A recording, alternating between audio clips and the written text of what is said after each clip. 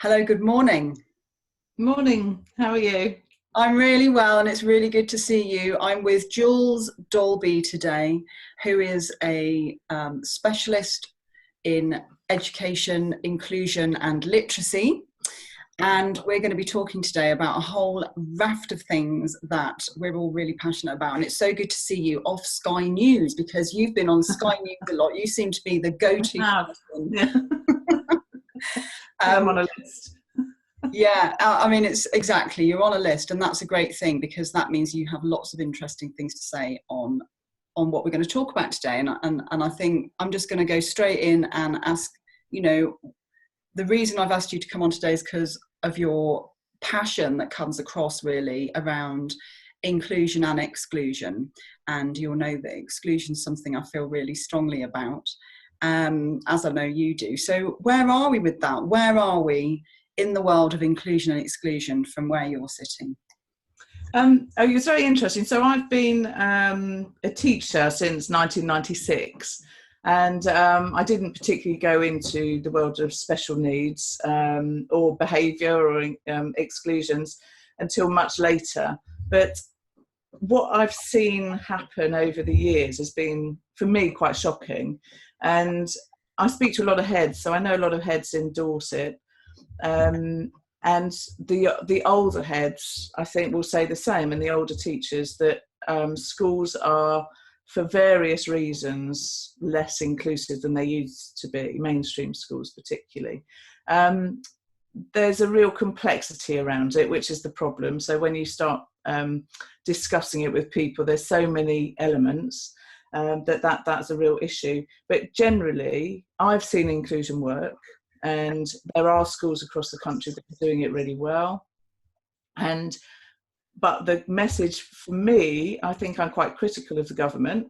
The message is that you have to do it in a certain way. So the behaviour messages that are coming through from the Department for Education seem to contradict, for me, the schools that are doing it really well, that aren't excluding in high numbers.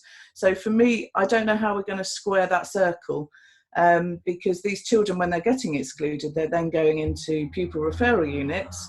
And again, although the quality varies across the country, the ones that I've witnessed and the ones that do it well do not have the same type of philosophy that, again, the DfE has.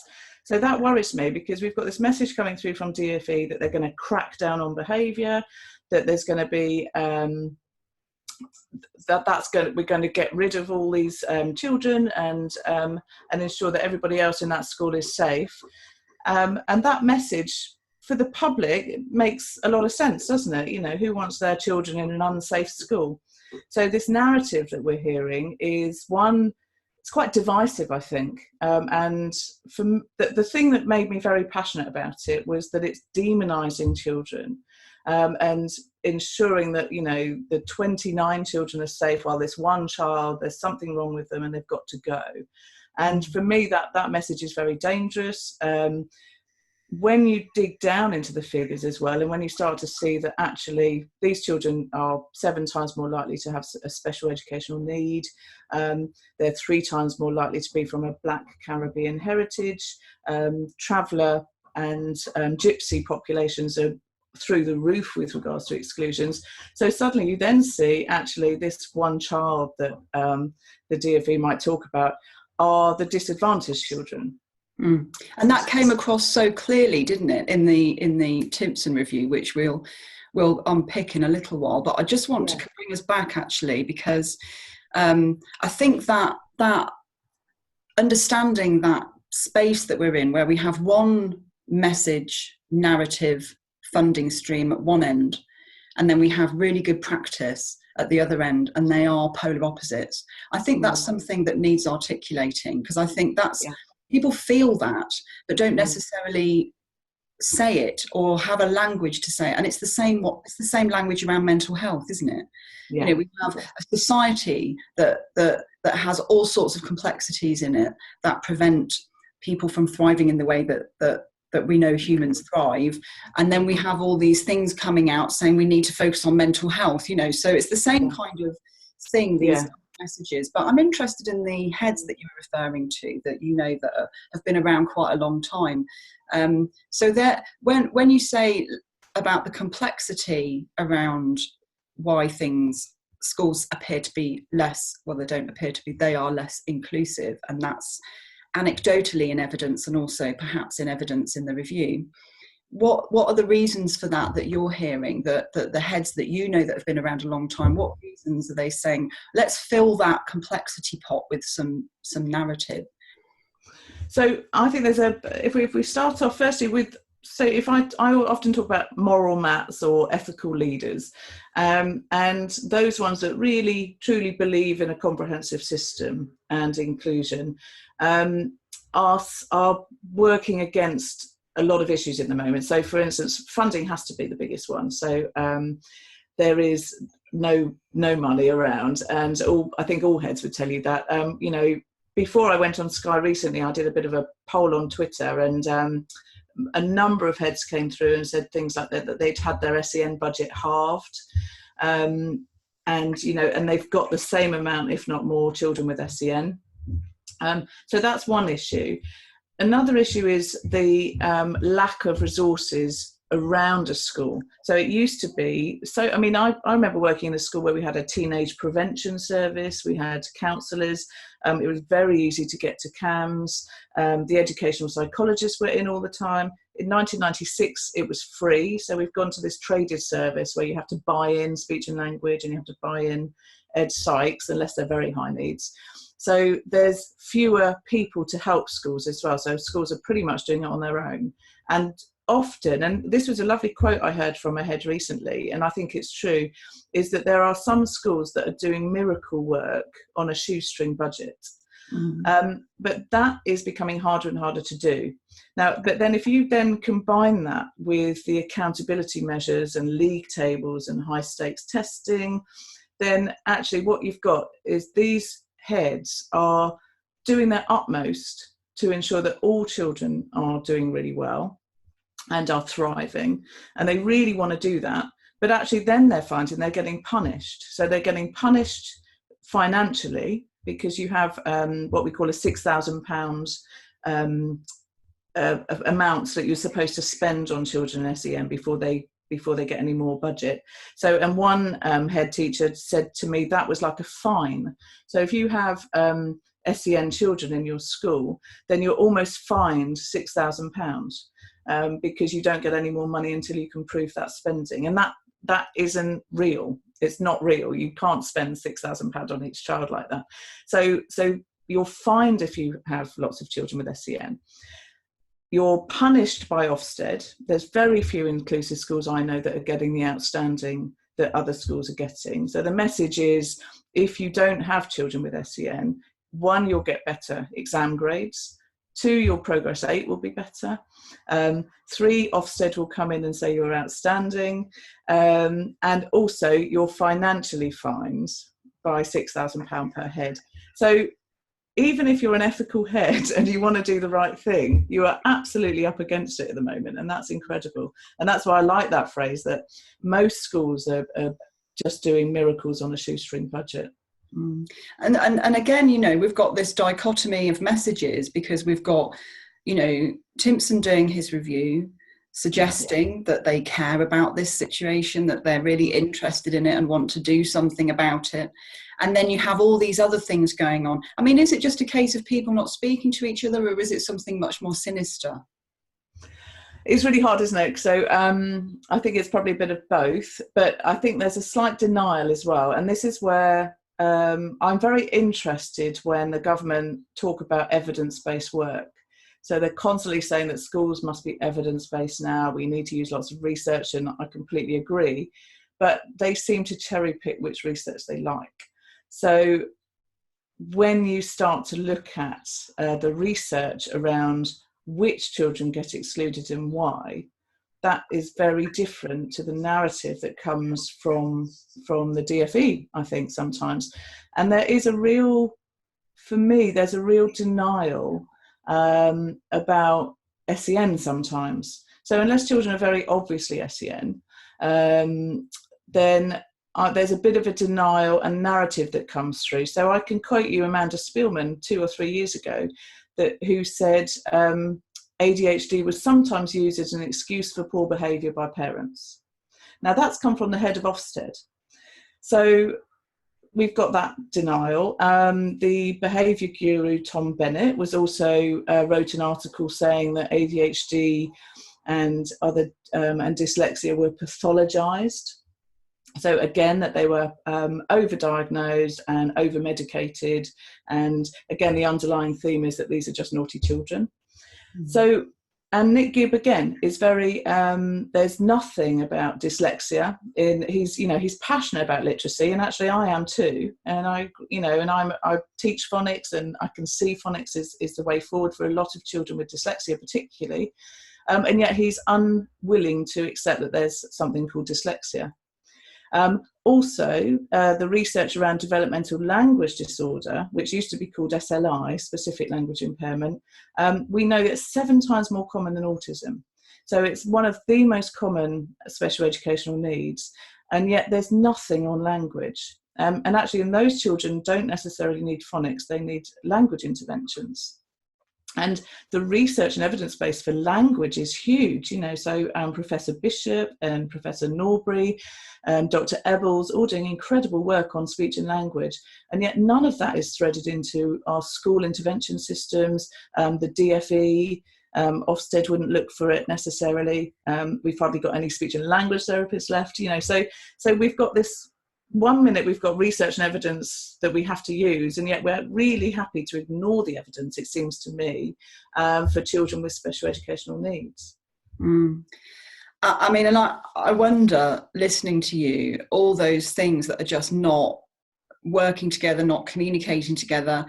We also are in a particular political point of time where, very little seems to be prominent and important other than Brexit, which I actually call Brexit. And so it's really difficult times. But in the meantime, children are the people who are really losing out in this. Absolutely, and that's why I think I became quite driven to look at campaigning around exclusions and transparency, because what I'm seeing children internalise the fact that they're bad and they're wrong. And they are children that I would have seen, I believe, 15 years ago that would have thrived in a school, in the right schools. And there still are amazing schools out there that are doing that. But, if we have the same child, roughly the same child, it's almost like a terrible RCT, randomised controlled trial, because we've got, one child from disadvantaged background, complex life with ADHD and, very poor literacy skills, in one school thriving, and then in another school sat in an isolation booth for weeks on end until they finally get excluded into a pupil referral unit. Now, those 2 children should both be in a mainstream school and thriving. One is doing really well, and the other one has internalised the fact that they are bad and they're wrong, and then they're meeting peers in a similar situation. And we know that pipeline to prison is really, really they're very vulnerable. And the denial around that is huge though, Jules, isn't it? The denial around even that children are placed in isolation. I mean, in the 80s at school, I spent most of my time in the music room. We might have nice little fancy booths now, which are, you are potentially with a person, but that's only one step away. That's only one step away from being in a room on your own for hours on end. And that really worries me. And again, so I know, because I do some work on Ban the Booze with Paul Dix, and I ummed and ahed about joining that because I know people don't like the absolute ban the booze, but actually I thought this is the only way we're going to start looking at this, because probably like you, in my day when I was a teacher in 96, we did have isolation booze, but there were 3, I think, maybe 6 in one room. It was next to the head teacher and the sort of senior management team corridor, and and it was the corridor of death for children if they ever got there. And you'd often have a couple sitting in there, but actually the people that looked after those at-risk children were the head and the deputy head, and and the senior management team. What we're seeing now are staffed rooms, with 20 booths in them. Now, if you've got 20 of your most, say, challenging behaviour, and I use that with inverted commas, children in one room with a member of staff that is not paid well. Okay, these are not senior management that staff these rooms. These are teaching assistants or supervisors that are staffing these rooms. If you've got 20 children in that room and an inexperienced and not a well-paid person looking after that room, then actually the only way you could control that room and have it silent is by having incredibly strict rules around that. So you've got to sit up straight, you're not allowed to lean out of your booth, because you could turn around to your friends, you've got to go you've got to sit forward, you've got to sit up. I had one story recently where a boy was put in isolation a whole day a following day because he'd put his head on his arm 15 minutes before the time at the end of the day. Now, I'm sure these are isolated cases and they're not much, but the fact they're happening at all in any school is for me an intolerable situation. I don't care if it's one school in the whole of the country. The head teacher of that school should know what's happening in that room, and that is not acceptable to me. These are children, and no child should be treated like that, no matter what they've done. Well, not only that, we know that that's not relevant in child development. Children who are developing need other humans and need to thrive. They thrive and grow and build in that context. But you're absolutely spot on about the less experienced staff. I mean, you'll remember the hoo-ha on Twitter regarding the school advertising for the behaviour correction lead, which found me in a local newspaper with a poll running, do you or do you not agree with Lisa Cherry? Which is but one of the things that's really important at the bottom of that advert, you don't need experience not required for this position of working with some of the vulnerable children. And the one thing that is to have somebody with some kind of clue about how to work with that child or young person. And actually, at a talk the other day, I was saying very similar. I was saying, I'm expensive and people like me and you should be in these rooms. And it sounds probably quite arrogant, but it's not about that. This is, we should have the highest paid, the most experienced and specialised people running those rooms. But it worries me as well, because these are the children, it's very likely that the same categories in that isolation room are the same categories that are being excluded. So they will likely to be special educational needs, traveller gypsies, communities, children from Black and Caribbean heritage. So if you're doing an audit of your isolation room and that is happening every time, then something has to be done about that, because clearly the isolation room is not working. And again, there should be teaching in there. They've probably got really poor literacy skills, so get a literacy specialist in there, get them to teach small groups. They are missing so much of their education in those rooms, and it is just linked to behaviour. And actually, they are there to learn. And absolutely. And we've also can add into those groups looked after children, adopted children. Absolutely. Looked after children actually are huge. I should have mentioned them earlier. They're really vulnerable. And the same with adopted children. And if we think about the concept of belonging, we're wired to belong. This isn't rocket science. We're wired up to belong. If you're not going to belong in a school, there are so many avenues now where you can belong, and they're called gangs, child sexual exploitation, radicalisation. There are spaces for you, and people know how to find you as a vulnerable child and make sure that you can be the supply chain for those aspects. So, and that's one of the things that I feel most distressed about, is that we are where we are now produces a supply chain for abusers, and this is a huge problem. And then we have the same problem with government again, where they're going, we need to do something, let's tackle violence, let's do this, without having any kind of fundamental understanding about what that actually looks like and how that works and how how children, young people Yeah. are made available by Yeah. the very systems that are supposed to protect them. Yeah, and what's really interesting about that too is in every service you speak to, so social services, speech and language therapists, psychologists, the police, everybody will say the same thing: early intervention. And that doesn't mean early intervention necessarily when they're young, although that's really great because you can pick up an at-risk language child at 3, but actually early intervention, no matter what age, when they start to show at-risk behaviours. And this is the problem with thresholds being so high for these services, that we don't do early intervention in this country at the moment, and in schools. It has to reach crisis before we do anything about it. And that's a scandal, because early intervention in the long run is much cheaper. Early intervention will do far less damage to children and families, and also will help schools out. So it absolutely makes sense to put in as many resources as possible into prevention and early intervention. And then in the long term, we see far less of what you're talking about. Yeah, and we all bang that drum and have done for a long time. And I just have to hope that at some point somebody will go, yeah, you're right. But we've got to just keep on keeping on, really, and that's why I think this is so important. These conversations are so important, so that people can who don't have a narrative around what's happening, but can feel they're in a dysfunctional family, which is the society we're living in, can start to develop a narrative to help argue on behalf of those children.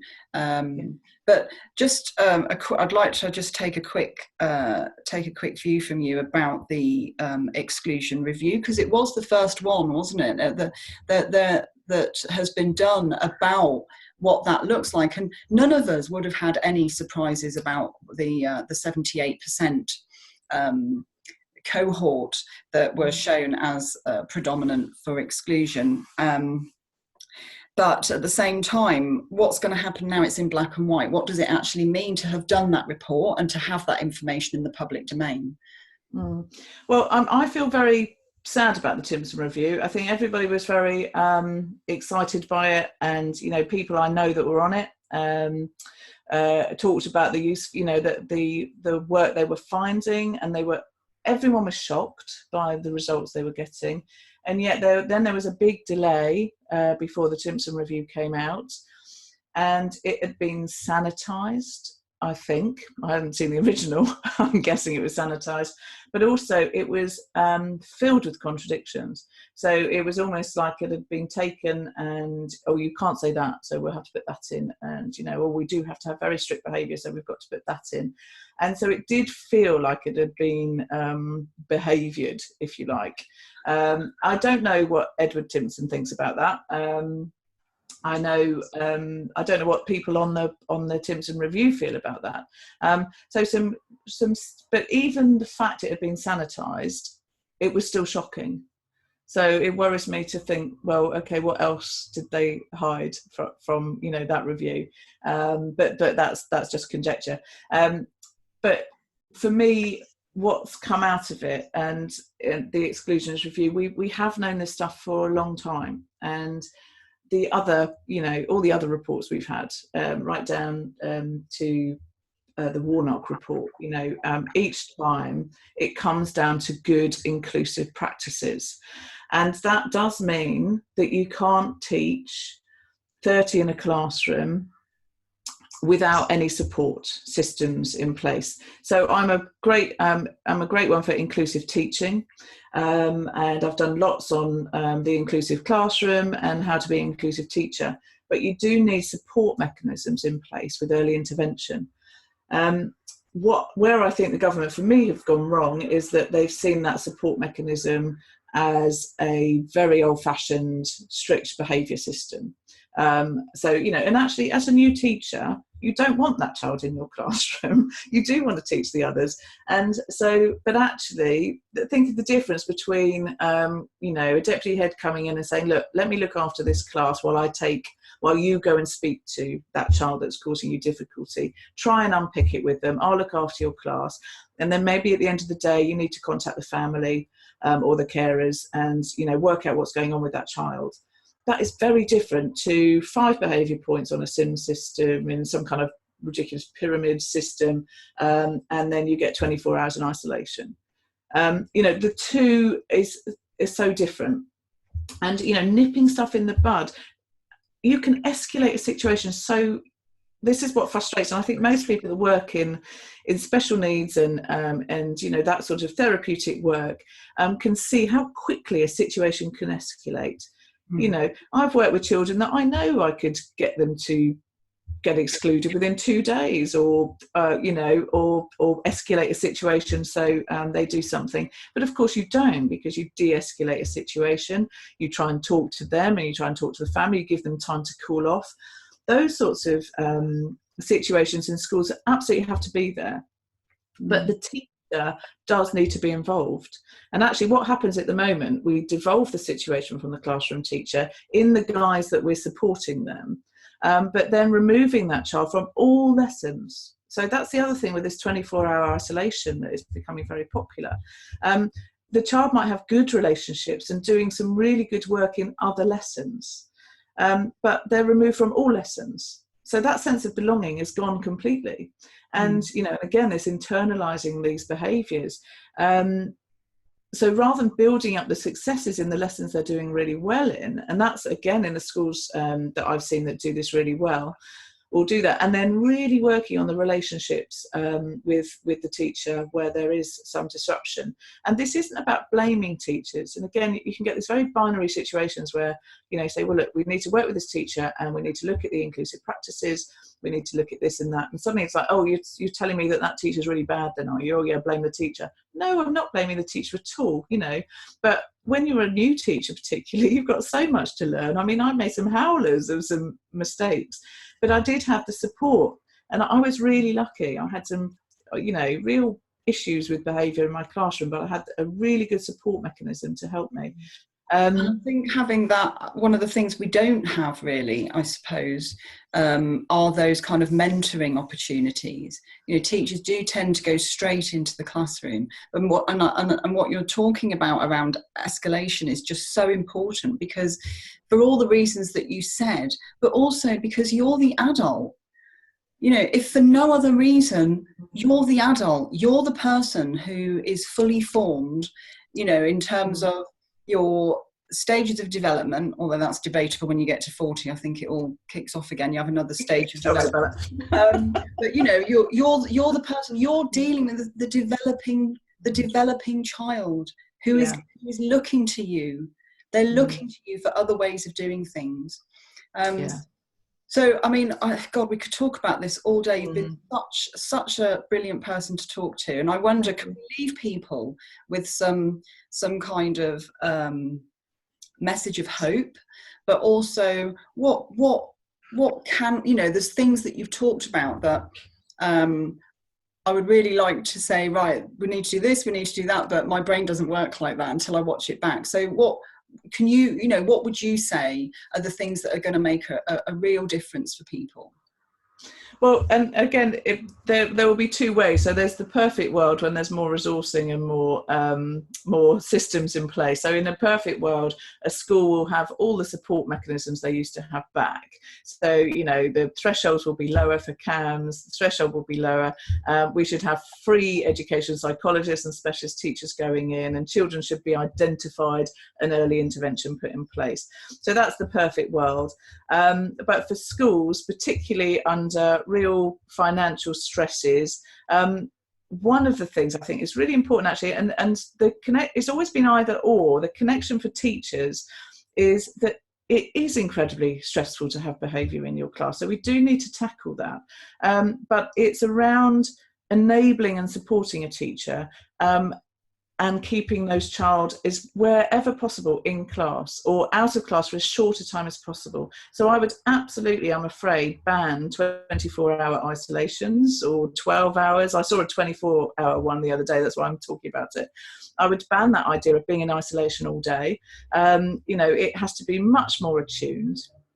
But I would go for early intervention, and then I would keep the training going. So we talk about ITE a lot for teachers in inclusive practice, but actually I'm not convinced, because there is, like when you learn to drive a car, there's so much when you first start that actually inclusive practice comes with age.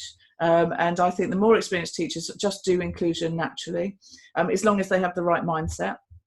So I've seen some fantastic NQTs do it really well as well, but the more challenging situations. So we need to keep our teachers well. We need to ensure their workload is less, and the accountability measures of getting, incredible results, that needs to come down. And they need to be supported by looking after each and every child in their class. And then their inclusive practice should be, it's not around different worksheets for differentiation, but it is just knowing your children really well and really caring about them. So I always talk about the curious teacher, because actually if you're a teacher, you sort of see a behaviour and actually that's an opportunity to learn. I'm going to become a better teacher. God, what's happening there? Why is that child behaving like that? Who can I talk to? But teachers need time to do that as well. So the whole structure needs more support, more time, more money, but a mindset as well. I do think there are still really great inclusive schools doing fantastic work because they have the mindset that they want these children in their schools and they value these children. And those sort of 300 schools that Ofsted are picking out, the Policy Institute are picking out, that these 300 schools that where there's lots of unexplained exits, high levels of exclusion, and very strict, you need to think carefully before you come to our school, really irritates me, because if you live next door, you shouldn't have to think carefully at all. You should just go there automatically. That really irritates me, that kind of soft selection processes, that the few schools, that's where Ofsted should be stamping down. And actually Ofsted are giving them the green flag at the moment, and giving them outstanding, and they should be stamping out that behaviour and valuing the other schools. Yeah, I mean, one of the things that was really interesting about that school with the behaviour lead that was all, we all got very distressed about, was the amount of private messages that I got from people who said, that's in my area and I had to move. So that selection process. I get so many of those. Yeah.